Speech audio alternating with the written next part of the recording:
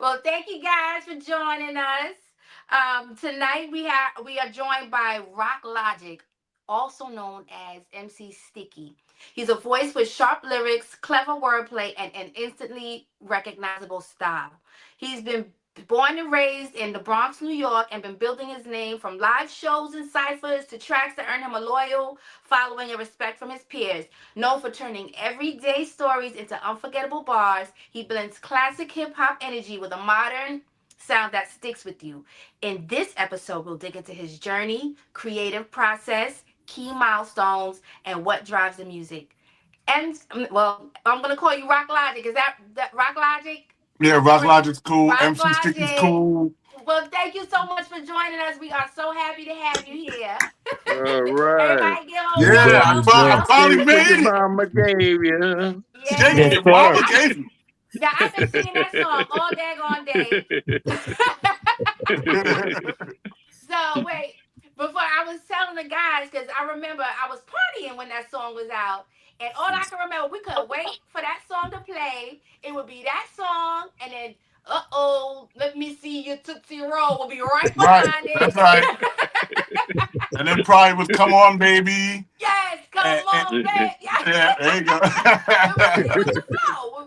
We had to hear that every time we went out. And I'm just so excited to have you here today. So thank you for joining us. Absolutely, I'm glad to be here. Yeah, yeah. Salute, So salute. in your own words, how did the name, because you used to be known as MC Sticky. Like, so you could tell us how that name came about and then what made you change your name to Rock Logic. Well, it's the reverse. My name has Oh, always been Rock, right? thank you. Since I was a Okay. kid. Since I started DJing back when I was like 9, 10 years old in '77. Um, and so my name was Little Rock. And then I became Cold Rock and then Rock Logic. The MC Sticky name and Sticky in the Hoods was a contractual situation that I had with a record company. So just to kind of put you in that space, I was signed to Sleeping Bag Records with Will Sokoloff with Mm-hmm. my brother's group. My brother's group was called Out of Order, right? And but I was signed under as Rock Logic, right? Then when we did Shake What Your Mama Gave You, I had both record deals going on, so I couldn't be known as Rock Logic in the next contract. So we made up the MC Sticky name because Shake What Your Mama Gave You was never meant to be a record that was supposed to be a hit, and we put down 10 names. So we did the record, and then maybe I get into how that all happened, but I'll give you the name. We did the record, and we sent 10 names to the record company, and one of those names was Sticky and the Hoods. So they put Sticky and the Hoods on the record, and then that's how I became MC Sticky. That's what it is. Wow. Okay. So it Mhm. was just by happenstance. It wasn't even like something you really chose. That's crazy. That is No, so the crazy. whole Shake What Your Mama Gave You thing was by happenstance. So Wow. like that wasn't even no plan. Wow. Wow. You know what I'm Wow. saying? People think that we went in the studio to make this record, and that's not what happened. Um, I'm also a recording engineer and a mixing engineer. That's Mm-hmm. my Salute. that's what I've been doing my entire life. So I was engineering for Frankie Cutlass at the time, and he made Puerto Rico. Oh, Mm-hmm. he made Mm-hmm. that. Remember that So he, song? yeah, remember that? So Yes. he came in with all the beats for Shake What Your Mama Gave You, and but in the music, and I sampled everything and put everything together for him, and he was like, "Yo, can you go in the booth and say this Shake What Your Mama Gave You line?" You know what I'm saying? So I went in the booth and I was like, "Shake What Your Mama Gave You," right? And then I sampled it, and I put that on top of the beat, and it played for the whole fucking record, right? So, dig. We sent the record to the record company, which was called Fat Wax, Gladys Pizarro. They love it, but there's no real group. So we're like, oh, you know what? They chose Sticky in the Hoods. Now I'm thinking this is the stupidest record that I've ever heard in my life. There's no lyrics, right? It's just this screaming over and over and over again. But they're gonna give me $2,500 for Christmas. So I'm like, you know what? Cool, I got me some Christmas money. Fuck it, right? So 6 months later, in the summer of like '92, my man calls me and was like, yo, you got to hit record, right? So during that time, I was running with Funkmaster Flex and Big Cap and the Flip Squad. And uh he was playing the record that I made on Sleeping Bag, right, which was the Out of Order record. So I said, Mhm. yeah, I know Flex been playing my joint that night. He's like, nah, that Shake What You Mama Gave Me record, right? So I said, what? Let's get out of here, right? So I'm on a boat ride. S&S is DJing. I'm just on the boat ride. I'm hanging out. I know S, but S don't know that I made the record, and I don't know he's gonna play the record. Chilling. All of a sudden I hear, we gonna do a song, New York style. Shake What Your Mama Gave, and the boat explodes. Yeah. And I go, oh shit, I got a hit record. So That's so amazing. yeah, I was like, I got a hit record. So then I had to create a group because there was no Sticky and there was no hoods. Oh my So gosh. I became MC Sticky. My DJ became my brother became my DJ, Mhm. and then I incorporated strippers into the group, and we did sort of like this Luke thing all over New York City. Mhm. But that's how that happened. That is insane, and that song played for my entire partying. Like, yeah, like the entire time I partied, and we couldn't wait for that song to come on so we could Yeah, cut up. yeah, and it just kind of stands to reason like that's why you never know what record's going to be a hit. Yeah, You know, yeah. I thought that the record was absolutely positively stupid. I was like, this is ridiculous. And because I can actually rap, right? I'm like, nobody want to hear no lyrics. So my career became based on 6-word songs, Hmm. right? Now, apparently that's all I needed to say to be hot. You know what I'm saying? I did Shake What Your Mama Gave You. I did, we gonna bounce one time to the beat. Come on. We gonna Hmm. bounce one time to the beat. Come on. I did that. I Yep. did ladies in the back, where you at, say what? Fellas in the front, where you at, say what? I did that record. So a lot of the records that you guys might be mixed up with Fat Man Scoop are actually my records, actually. Wow. Yeah. Wow. Wow. So So let's go back a little bit to when, because you were doing music at a very young age. When yeah. did you realize? I like listening to this, but this is something I think I can do. I want to to be a musician. That's a good question. So up until the time I was 10, 9, I wanted to be a brain surgeon. Stop And playing. yeah, yeah, real talk. And here I am, I'm in a park, and this DJ sets up. His name was my man Big Gill and the Sundance Crew, and they set up these turntables and these speakers. You know what I'm saying? Now I've never seen this before, and I see them going back and forth on the turntables, and I went, I want to be a DJ now. Right, that was the moment. And then my man Cornell was going, Cornell to the depths of hell, Cornell, and I was like, this is mind blowing to me because I'd never seen anything like that before.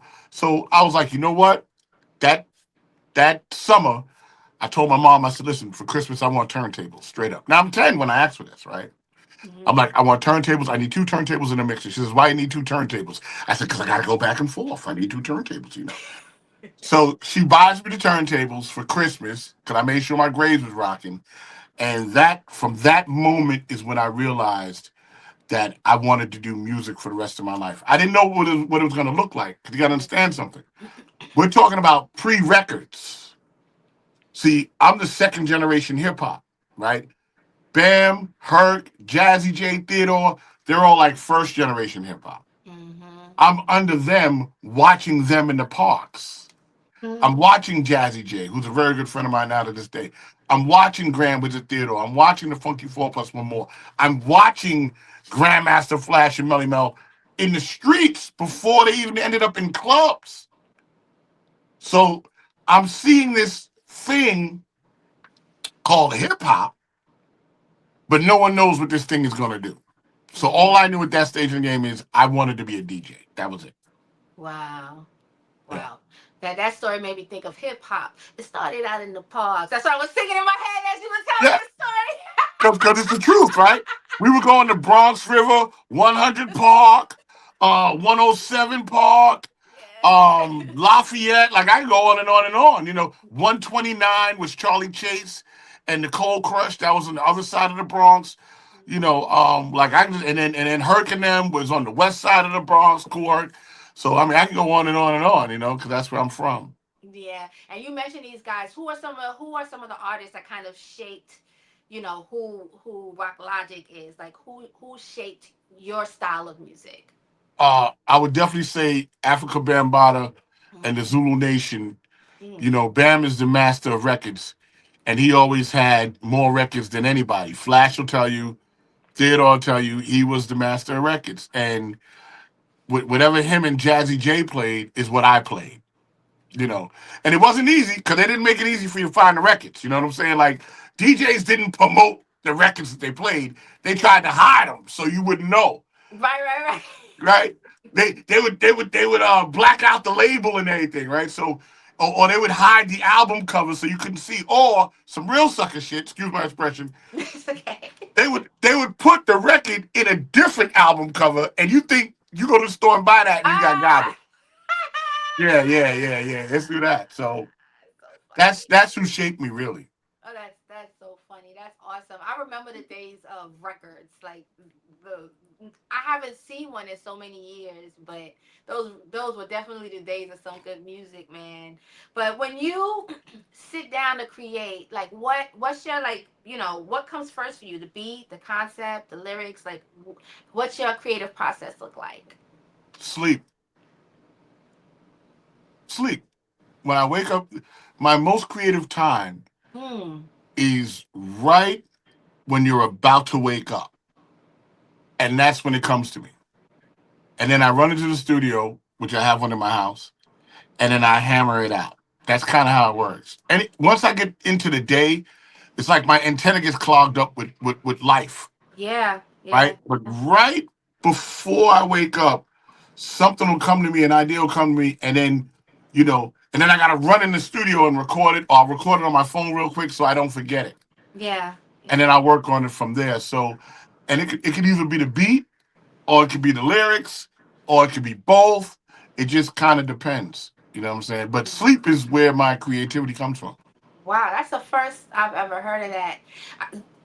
Sometimes I dream music in my sleep, but I don't ever remember it when I wake up. So that's And impressive to me that you remember it. right, so you gotta understand something. When I dream it, if I wake up, I either immediately record it on my phone, or Yeah. I run in my studio and I just do it as a scratch of what I'm hearing in that moment, so that I can capture the moment. So when I wake up later, I can listen to it and go, okay, wow, that's hot. Now let's expound on it. Yeah, that's impressive. And do you have any specific like rituals or things you like to do in the studio before before you start recording? Like do you have like a turn the lights down or some Nah, I type mean, I might drink or something. I don't know, yeah, but I'm about to say drink. I might have a little whiskey or some beer or something just to get settled. But Yeah. I mean, studio life for me has been my life because once again, uh, before me even being an artist, I'm a mixing and recording engineer. I Yeah. have 11 platinum records. I got 5 gold records. I've worked on so many people's albums in the music industry that I mean, studio's like nothing to me. It's second nature, really. You know what I'm saying? It's like breathing because I'm the guy at the console that make it all work. Yeah, yeah. And is there like a song that is super personal or vulnerable for you? Like, is there a song with a story? Yeah. Um, Cameo. I just want to be what you want me to be. Remember that record? I Yes. just want to be okay. So what happened was I was like 11 to 12 years old, and I had my first girlfriend then, and her name was Rhonda. Rhonda didn't look like much. She was probably pretty hideous actually, but she she was more advanced sexually than I was. You know what I'm saying? So we so we Girls be we fast. we I'm we sorry. we rode the elevator, right? And I'm I'm Girls be I'm, I'm fast. going with upstairs. Now I'm like 11. And she kisses me and she sticks her tongue in my mouth. You know what I'm saying? I'm like, oh my At God, what 11 is years that? old? Oh Right? my God. Oh my It was the God. most wonderful thing that had happened to me, right? It changed me, right? So this moment was so dope in my life. I was like, we got to keep riding the elevator because I don't want it to end. So we rode the elevator for like 20 minutes kissing, you know what I'm saying? Up and down. So she became my girlfriend.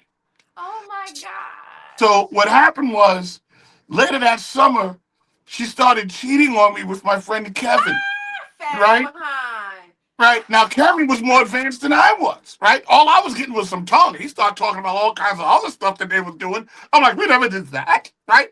But Kevin's favorite song was the Cameo record. I just want to be what you want me to be. I hate that fucking record to this day. I gotta tell you, I can't stand that. Every time I hear it, I think about Rhonda and Kevin. I hate that record. Woo! I hate that. I can't. I've never played it. That's how much I hate that record. God. So that got kind of personal for me. Yeah. That's hilarious. Oh my Mhm. god! But little girls, we be like, cause we more mature than boys, so I think we would be a little further along sometimes. But that Yeah. that that was a little extreme. Like, wait, what? Yeah. Yeah. Yeah. She stuffed the tongue in my mouth. Bugged me out. Oh my god! Oh my lord! My daughter is 10. I can't even imagine. Well, you gotta understand. I'm born in the '70s. I'm born in the '60s. I grew up in the Okay. '70s. We were very, very advanced in our time. Mm-hmm. We was Mm-hmm. already drinking and smoking cigarettes at 12. Mm-hmm. I'm already a DJ at 10. I'm playing clubs at 14, and I'm drinking in the clubs at 14. You know what I'm saying? My generation, the Generation X generation, we lived a very accelerated life, right? And mine was Mm-hmm. exceptionally accelerated. I was married by the time I was 18 years old and already had my first kid. Wow. You But that understand? was normal. That was normal back in those It days. wasn't it Like, wasn't unusual for that to happen because that was yeah, our time. yeah, yeah, yeah, yeah. So yeah, I was accelerated. Wow, wow, wow. Oh man, I want to talk about your collaborations because you have some names under your belt. I mean, Shaggy, Wu Tang, The Brat, Jay Z, M.O.P., Janet, and Michael Jackson, Yeah, Prince, and Madonna. I mean, there's more. I just couldn't like. yeah. Oh my gosh, do you have? Can you It give look us a? it look it looks like you saw my discography. I, It it's looked like you've been doing your homework a little bit. Oh yeah, heck yeah. Oh my Mhm. gosh. I need to know, like, I need a do you have a memorable studio session with someone? With a collaboration with someone? Can you give us a story behind one of those? Yeah, sure. All right, so geez, so many. Wu Tang. Uh, when I did the Method Man record, the Method Man, right? Yes, I yes. was hired Oh, as that's an one of my favorite engineer. records. Yeah, Mm-hmm. yeah, yeah. I was hired as an engineer to do that session, and you got to remember these guys were new. They were new guys. So the manager of the studio says, "Rock, we want you to do this session." I said, "What's the name of the group?" They go, "Oh, the Wu Tang Clan." So I'm thinking it's a bunch of little Chinese guys coming in. You know what I'm saying? This is what I'm thinking, right? Because it's the Wu Tang Clan. We've never heard of them before. So I'm looking for these little Chinese dudes to come walking through the door. It's these black guys, and they all got funny names. It's the Right. RZA, the Jizza, the old dirty bastard, right? And the Method Man, and they're all there. And Inspector Deck, right? So you understand something. That language to me was foreign. So I didn't call RZA during the session. I just would say, "Hey man, can we, hey man," because I Hey, didn't, I didn't understand the language. And then old dirty bastard, you're like, well, what do you call you? Do you call you old? Do you call you bastard? Do you call you dirty? You understand what I'm saying? So just right. call me dirty. Er, All right, cool, dirty. So what I remember was RZA.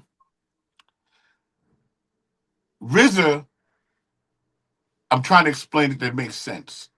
So a full bandwidth of sound, you hear treble, mid range, and bass, right? mhm. But when RZA used to sample, so that he could have more sampling time, he would cut the bandwidth on the sample, and the only thing you would have was mid range and bass. Now, if you listen to any Wu Tang record, early they sound dirty.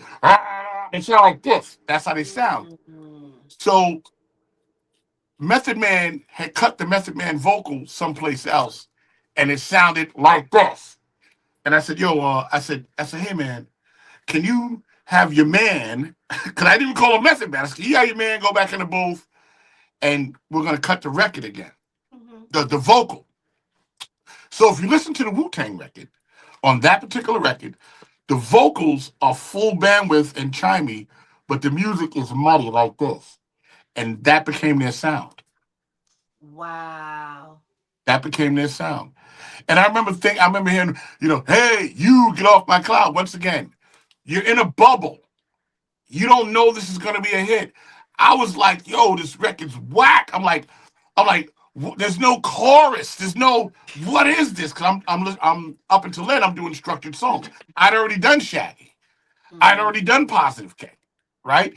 I'm waiting to hear, where's the chorus? So I said, you know what? This is a freestyle. It'll be all right. 2 weeks later, it was on the radio, and it was the number one video on the box. And I was like, damn, that's crazy. So you never know what's going to end. It was really between that Protect Your Neck was the birth of their dynasty, Mm-hmm. you Mm-hmm. know? So I Mm-hmm. was there for that. I had a No, hand in that, actually, participation. impressive. No, seriously, that song still rings in my head. I sing it every now and then. So I mean, timeless music. If that song is timeless, you can still throw it on today and it'll hit. So Right. that's amazing. I Yep, mean, I yep. guess I guess any MOP session was always memorable, I guess. Uh-huh. MOP. Oh my gosh, I could imagine what a session with them look like Well, it was and what when it we did smelled like. when we well, okay, cool. So MOP, the two guys, right? They're more drinkers than smokers. They might Oh smoke a little weed or really? whatever. Yeah, they're I more didn't know drinkers that. than smokers. Yeah, they're more, and that was kind of our bonding thing. We all Mm-hmm. drank. You know what I'm saying? Me, Lays, Bill, Fame, Flip, Fox, Tef. We were all big drinkers. You know what I'm saying? So that was kind of our bond when we Yeah. first started working together. Is that we all like to drink. And when we recorded Annie Up, we got pretty damn drunk. It was one of those nights. Now you gotta remember, you don't. It's not Annie Up that you know. It's Mm-hmm. Annie Up technically the demo. We're just recording this for the first time. Right. So we're lit. We had a studio called Pyramid, and we're going in, and everything is loud and aggressive. So the meters on the tape machine are like this. They're pinning, right? Yeah. So the next day, once I sober up, I come in the studio and I hit play on the tape and I listen to it and I go, oh, the vocals are distorted. Uh-oh. So Bill comes in. Bill's vocals was even worse than Fame's. I said, Bill, I need you to cut your vocals again because last night, the vocals are distorted. Now, I had enough sense not to record over the vocals from the night before. I got to tell you, he tried to do those vocals again Mm-hmm. and he couldn't do it. The vibe wasn't right. He couldn't nail it, right?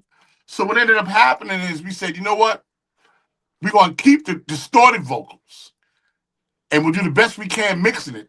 Big shout out to Eddie Sancho and Premier because they mixed Annie Up. Mm-hmm. And they called me and they're like, yo, Rock, the vocals are distorted. And I was like, yeah, I know. Work it out. You know. So what ended up happening, which is really crazy, is Annie Up, because of the distorted vocal, became the MOP sound. But it happened by accident. Wow. We were drunk, right? And that Mm. was it. So now let me tell you That's. what was really dope. Now everybody wants to hire me as an engineer because they all want the MOP sound. Oh no. They want the distortion. I'm working for Rockefeller. You know, I'm at all these labels now, and they're like, we want the MOP stuff. All right, cool. Now, gotta understand something. You book 12-hour sessions. I could make that record in 12 minutes sound distorted. Just overdrive the preamp, pow, and it's distorted, right? But I Yeah. can't do that. Also, nobody in New York would let me work unless I was drunk. I had to be drunk. Yeah. So I would sit there for 2 hours in the studio drinking and talking. And then I would go, all right, I'm ready to work now. And they'd be like, yeah, he's good. And then I would mix people's records. And So, that and now, when I look back, I'm like, they were terrible mixes, but people loved them. You know what I'm That's awesome. That's saying? awesome. Well, shout yeah. out to MOP and Wu Tang because those guys are legendary. I cannot even imagine what it would be like working with those guys. That's such a blessing. Yeah. Tell us about it's so interesting hearing about how you created their sounds and things like that. How has your sound like kind of evolved? What can your fans expect from you now? Uh, well, I'm 59 years old, and I mean, I don't really care. Like, you know what I'm saying? Like, Ah. I'm making music for me now, right? So Mm. my new alter ego is Lou Morrison, and Lou Morrison and the Autumn People, and it's entirely different than anything I've ever done. You know what I'm saying? I'm singing a little bit. Some stuff is melancholy, some stuff is happy. I'm just, I'm, I'm experiencing music the way it's meant to be experienced. It's personal, right? You don't experience music for your fans, right?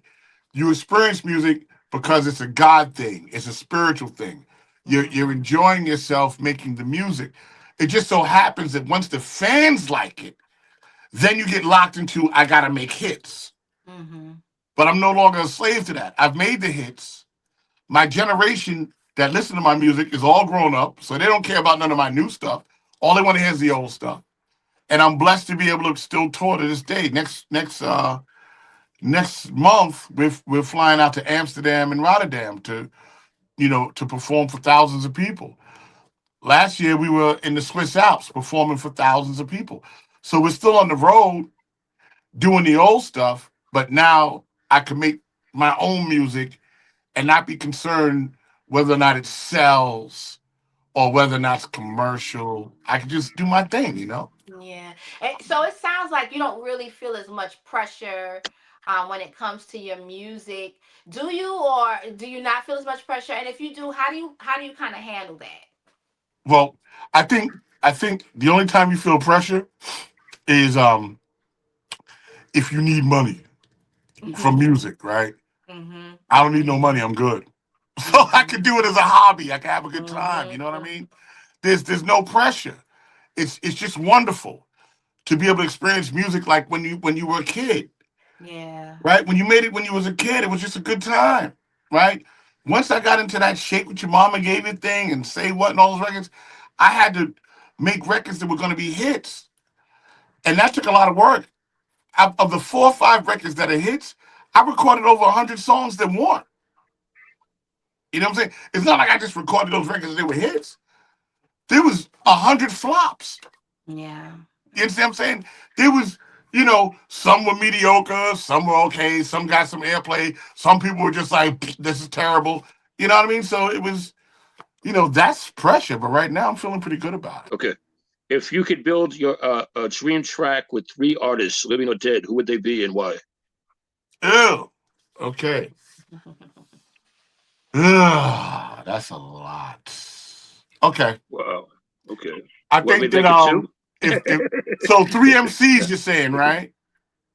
All right. I Yeah. I Yeah.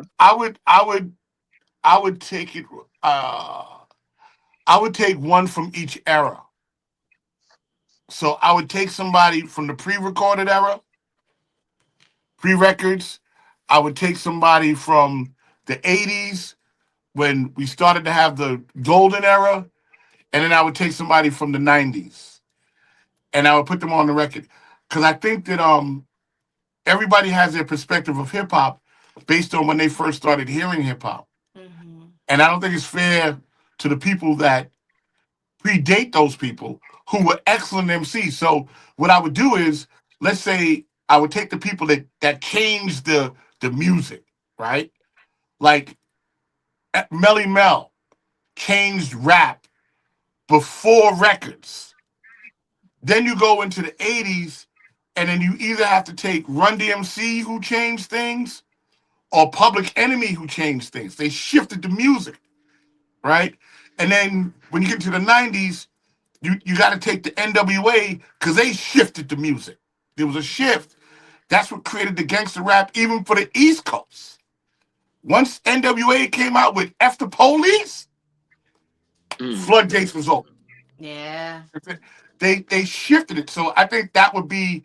I would like to demonstrate that these were the people that that created a shift Mhm.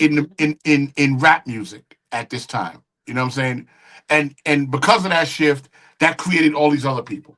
So I think that's the best way I can answer that question. Mm, that's amazing. That's interesting. You have a question, Rebel? Go ahead. I just wanted to say salute to you, Rock Logic, for all that you have put out for the industry. Um, Big fan. Definitely salute New York. And the people that you work with. The sound. Your sound has been like my resonation as a DJ for mad years. Um, you were just talking about a shift, so I just want to throw it out there. It's not a question, just a statement to you. You also created a shift in the industry because with you and Fat Man Scoop, y'all have these voices, these melodic voices that y'all use, and that's what control the songs. That's why us as DJs, when we go out there and do the parties and stuff like that, we be trying to get that sound so that way the people can stay on the floor and dance, party, have a good time. It's just party music. Nobody getting in the fights unless it's like Annie up, you know what I'm saying, with MOP. Right. But Right. but love it, man. We appreciate you being part of this culture, man. I just want to Thank salute you. you while you're here, man. You flowers, man. Thank Mm, you. And I want to address that because you're right, right? Because I was the shift, right? So the obviously um Flavor Flav is a hype man, right? And they were hype man before me. But what happened was I was the first hype man that didn't need to have a rapper. It's just me making a hype record, right?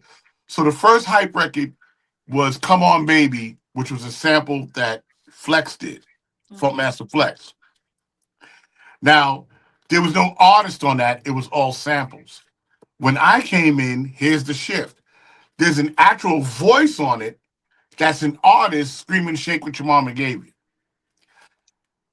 And that creates Little John, Wow. Scoop, DJ Cool. That creates all of them, right? Because what people don't realize, Shake What Your Mama Gave You came out in 1992.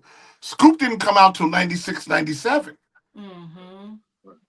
And when Scoop signed to AV8 Records, I was already on AV8 Records already. See? Mm-hmm. And if you look at Scoop's first record on AV8, you will see that I was the engineer on that record. My name is on the record, mixed by RockLogic. Talk about the rites of passions in a circle of life, right? Right. You understand what I'm saying? So, Crazy. you know, that's where you at? Oh my god, motherfuckers, where you at? Where you at? And that's when they use the where my dog's at, right? Mm-hmm. And if Mm-hmm. you look at the credits on the label, it says mixed by RockLogic. Wow. You understand what I'm saying? So Cool. I'm like the godfather of that hype man thing Yeah. Yeah. where you didn't need a rapper. You can stand on your own and do it. You know what I'm saying? Hey, thanks, John. John Cunningham. Thanks, man. We got the pioneer. We got the pioneer right here, man. We Yeah, appreciate it. absolutely. Absolutely Yeah, right. Yeah. And I think that's what we're all about because people I think a lot of the pioneers are underrated, or not remembered, especially in this day and age of social media and these fast, these kids that come in fast and furious, and all of a sudden they got so many followers because they did one video that went viral, and I think when we grew up, music was really an art. The way you guys got in the studio and really dug in and did it, and just so glad to have been there for that. You know what I'm saying? And that's what our show is about, is kind of keeping that alive and the spirit of that alive. So again, Right. I want to say thank you so much. And I want you to tell people who may not have been familiar with you before this, how can they support you? How can they keep up with you and follow you now? If you go to my Instagram, MC Sticky is on Instagram. MC Sticky is on Facebook. Mm-hmm. Um, if you go to Spotify, and you happen to type in Lou Morrison, LUMORRISON, I got records up under that name.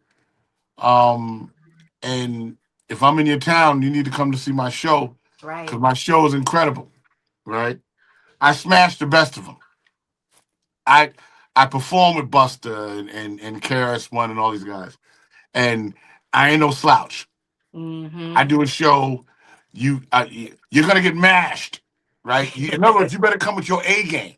Yeah. Because my A game is ridiculous. You know what I'm saying? Like, I'm afraid because this tour we have coming up, I'm performing with Horace Brown. Oh yeah, Horace Brown. Okay. And I'm like, I don't know if you want me to open. I don't think this is a good idea.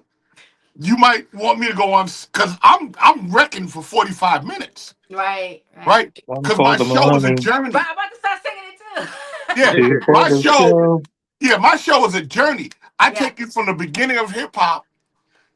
I do rhymes like dip, dip, dive, so socialize, clean out your ears and open your eyes over Apache. And I take you on this ride. I'm rocking 30 minutes before I even get to my hits. Wow. Right. It's a rip. It's horrifying, right? I tell you what, we was doing NJ Pack one year, right? Out there in Jersey. Outside. Thousands of people outside. So it's me, Tila Rock, and T-Ski Valley. Mhm. Now, the headliners was Rakim, Slick Rick, and KRS was on the show. And then they had other entertainment in between. So we're trying to figure out who's going to go on first, right? They go, Tila Rock, T-Ski Valley, or me. So I go, listen, T, I think you should go on first, and then T-Ski Valley should go on, and then I'll go on third. I'm trying to be courteous, right? So, my man get arrogant. Well, what record do you have? You only have Shake What Your Mama Gave Y'all. Blah, blah, blah, blah. I said, well, all you got is this yours. What are you talking about? Right? Okay. We're arguing over, you understand? Oh my God. So I said, you know what? Cool. I'm going to go out first. Now, it wasn't like there was no audience out there. There's thousands of people out there. So I get out there and I go for 45 minutes of pandemonium, right? I mean, no, can I curse on this? Yeah. No bullshit, okay? I mean, it's straight. Wow. So then I walk off the stage and I look at him and I hand him the mic. I go, I said, now follow that shit, okay? Right. It was so crazy. They couldn't let him go on after me. Oh my gosh. They brought some kids out to do some cute breakdancing shit so they could calm the audience down. Right, calm everybody down. Yeah. And then he went out there and did It's Yours, and he walked back and forth, commentating, illustrating, It's Yours. And I was like, wow, what a demigod. You know what I'm saying? So, but what people don't realize is the blessing of being a hype man is technically I'm a talking DJ, which means I can play any record I want because I'm a talking DJ. So I'm hitting all the hot shit. I'm playing It Used to Be My Girl. I'm going down and I'm chopping them into these pieces and I'm bugging everybody out. You know what I'm saying? So, yeah, my performance, if you get a chance to catch it, you really have a good time. Okay. Rock, it's an honor and a privilege to have you here. Stories is amazing, and this is the most I've laughed in a long time. So let me get myself together. I'm still laughing a little bit. Okay, this is the part of the show that we call playtime. Now, how this works is we have a wheel, got 6 songs. Okay, whatever number that the wheel lands on, that's going to be the song that we talk about. But now, this is what you do if you want to do that.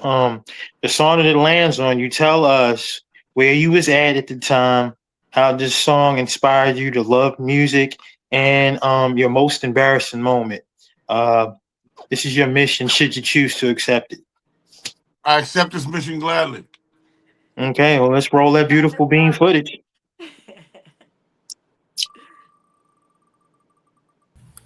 Janet Jackson, Control. Oh, that is one of my favorite songs. Go ahead. Is this on me now? Yeah, it's on you. It's all on you. So, Control, man, you talking about 88, 87. Damn. What are the questions? I'm sorry. Question was, where was you at when the song was out? How did it inspire you to keep going on with music? And your most embarrassing moment. let Go me ahead. do a little bit of it at a time. I was living Okay. in Brownsville at the time. I'm from the Bronx, but I was living in Brownsville when Control came out.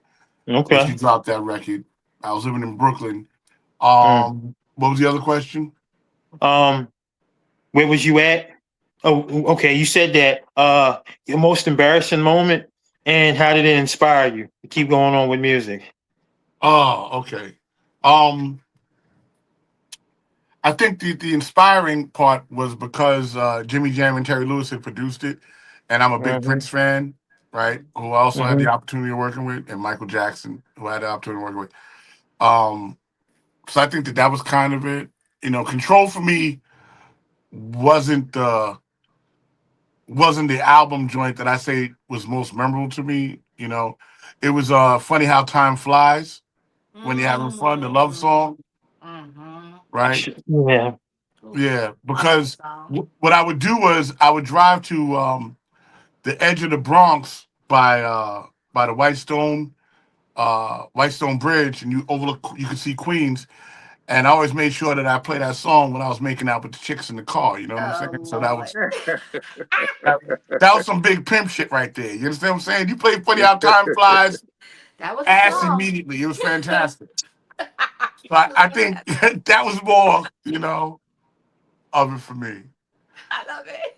And the most embarrassing moment was I was playing Funny by How Time Flies, and a fucking cop comes with the flashlight and he puts it in the window.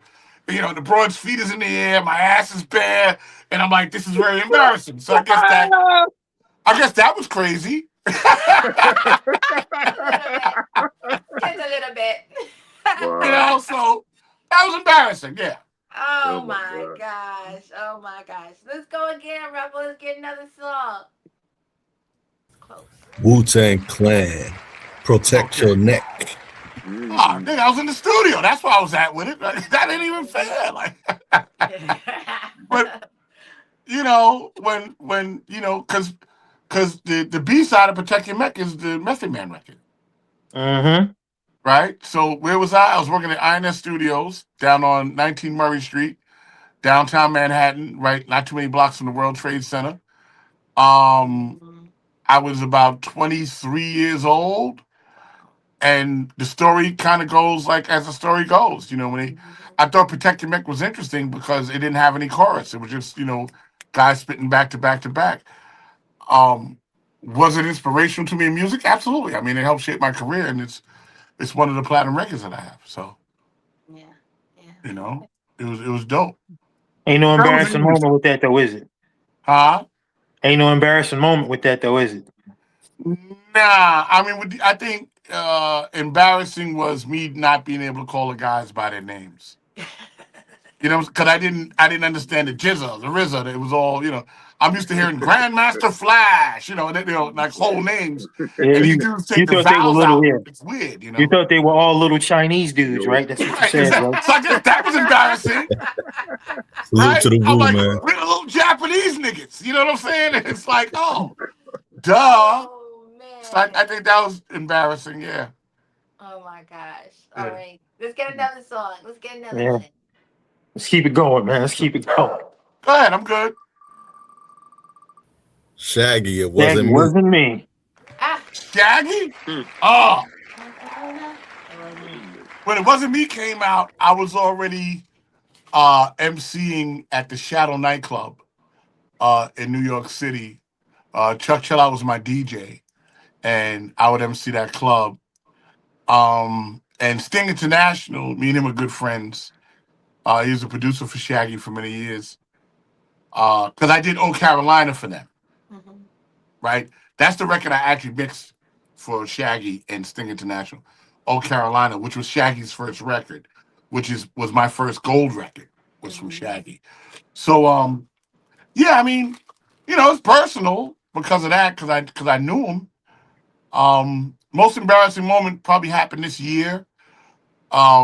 I was at a school because I DJ and I do stuff in different schools now, and the school was having an event where it's a professional day for the teachers, and the the female vice principal and the principal go up to to onto the stage, and they wanted me to play a record, and it wasn't me up on the turntables, and I played it, and apparently they were in a relationship that I didn't know about, and everyone just kind of looked like, oh, how did he know? You know, like that kind of shit. Oh I was like, it Oh, wasn't me. wow. You know, so yeah. I'm gonna have to bring my Lost in Space robot in on this. my goodness. Purple Rain, Prince. He actually Uh, has a robot. Oh, what? Oh, well, you said Prince, Purple Rain? Prince Purple Purple Rain. Rain. Yes. Oh, nigga. Okay. So, when Doves Cry was the first single, it wasn't the first time I was exposed to Prince, but it was the first single, right? And I thought that was a stupid record because it didn't have a bass line, right? You know. But yeah, it was like, where's the bass line? It's ding, ding, ding, ding, ding, ding, ding, ding, ding. Like, that's kind of what it does, right? So it's sort of ridiculous, but everybody loved the record. Um, I didn't kick into super Prince mode that I wanted to be Prince till I saw the movie Purple Rain. When I saw Purple Rain, I was like, I gotta be this guy, right? I want to be Prince. So I got a Jerry curl and I got a white scarf. You know, I had the Prince boots. You know, I had a leather jacket that was kind of like how he was riding a motorcycle and shit. So yeah, Please tell me Prince you had the just Prince pants. Please tell me you ain't had the Prince pants. no, because Don't do I'm in that. the Bronx. I'm in the Bronx. I can't have my ass out in the Bronx. You understand what I'm saying? Right. So this has got to be modified, right? It's got to be modified, right? So, you know, I mean, Purple Rain changed my whole life. You understand what I'm saying? Like when the Purple Rain tour came to Nassau Coliseum, I just got a fresh, brand new MasterCard. I took my first wife, my best friend, and I brought the best tickets in Nassau Coliseum because we was going to see Prince. You understand what I'm saying? So, and he pops up on different sides of the stage, and the first record he plays in 1985 is "Let's Go Crazy." Mm, Dearly that's beloved, the joint. we Yes. carried here today, and I'm like, I'm groupied out, right? Yeah, I'm yeah. groupied out. And then he does Purple Rain, and I'm like, oh my god, like I'm throwing my shit. I had the Purple Rain tour shirt, you know. Like, ah man, Prince changed my life. Are you kidding? And when I got to work with him later on in life, it was it was incredible. Yeah. You know, Purple Rain was exciting because it was the first time, really, that the movie actually is what drove the album, right? The album was a good album, but what actually drove the album was the movie. Yeah. Because the movie technically was just one big concert. That's all it Yeah. really was. Yeah. With a little wacky, you know, story woven in between at First Avenue. That should change my entire life, bro. Like, you kidding? Like, I was on the street singing "Do You Want Him? Do You Want Me?" to broads. Like, I was bugging. Like, you know, like I I'm remember wearing that. French boots and shit. Like, Oh my gosh. yeah. Man, Oh my I guess gosh. that's the most embarrassing moment too, right? You walk around with them Prince boots on. No, I was proud. I was proud. You know what was embarrassing? Okay. So, you know, I need to go get my Jerry curl, right? God. So I go downtown and I go to this beauty salon, and I tell the stylist I want a Jerry curl, you know, but the stylist was white, right? So she didn't get what the fuck I needed, right? So she does the whole thing, you know, puts the lie in my hair. I walk out and I look like fucking James Brown and Al Sharpton, right? I got that going on, right? So Oh my I God. go uptown to the Bronx and I'm like, yo, man, you see my Jerry curl? Niggas like, yo, that's not a Jerry curl. Like, what is that, right? Now, none of these motherfuckers can tell me how to fix this shit. Everybody's basing on me, man. You understand what I'm saying? Like, so I go to work that Monday at the World Trade Center. I used to work in the World Trade. And the lady I worked with, her name was Mrs. Joyner, and she was a hairstylist. So when I walk in with this bouffant, you know, she goes, "Boy, what happened to your hair?" And I said, it's a Jerry curl. She goes, that ain't no Jerry curl, right? And she breaks out a bottle of activator. My shit fucking curled up. They forgot to activate the fucking Jerry curl. Yep. So a Jerry curl without the activator is James Brown. Wait. So that was the most embarrassing moment. There you go. Wait a minute. Yeah. Yeah, that shit happened.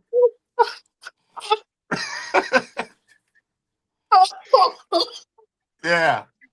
That was crazy. Oh, oh, Wait, I'm crying. oh, Oh shit, my man. gosh. Yeah. Yeah, She was wild. Oh man, you had a dry Jerry curl? Yes, I had a Oh, dry Jerry curl, which is an Al Sharpton hairdo. Freaking yeah. If you hilarious. activate Al Sharpton's hair right now, it'll be a Jerry curl. You just gotta activate it. Activate. That's it. Oh Oh man, my gosh, man. Yeah, so that was pretty embarrassing. Yeah. Yeah. Oh man, man. Oh Rock, And man. my this the friends funniest stuff couldn't I even ever tell me how heard, to yo. fix the shit. My friends couldn't tell me how to fix it. They just kept snapping on me. You know? That's wrong. Like, at least help me figure it out. Like, Can you DM me those pictures later or what? No. we want to see. Send me the pictures. I know nobody took a picture of the bouffant, but I'm sure I can maybe find some of the Prince pictures. Oh my gosh. Oh my gosh. This has been amazing. A huge thank you to you, Rock. I mean, this has been absolutely I'm laughing and getting some really great, stories from you. This has been absolutely amazing. So thank you again. Please tell everyone where to find you one more time, just in case they missed it the first time, because we got to make sure that they go follow you, go see you, catch a concert, please. No doubt. So February 6th and 7th, we'll be in Amsterdam. February 6th, and we'll be in Rotterdam February 7th. Me and Horace Brown, me and my crew, Mr. President, DJ Chinks is on the mix. You can hit me on Instagram, MC Stik E. It's I have an avatar with me smoking a cigar with a brim on. I love to smoke cigars and drink whiskey. Same thing for Facebook, MC Stik E, MC. And here's the key. It's spelled MC STIKE. Don't put the Y. Right? So, and that's for social media, but and the name is spelled MCSTAK dash E. There's no Y in Sticky. Okay. So that makes it kind of universally easy to find. All right, so you heard the man. Go follow him. Go buy some tickets to the concert, because I'm sure I wish I could be at one. So go, if you're in the area, go see him. And again, you are watching the playback, and we can be streamed through WPAM Blazing 420 WPAM on YouTube or on beatsandbars.com, where the culture lives. We are where the culture lives. So go stream us, go watch, and let us know who you want to see next. All right. Thank you guys for coming. Thanks, man. All right, guys. I'll see you. Funny as hell. All right. All right.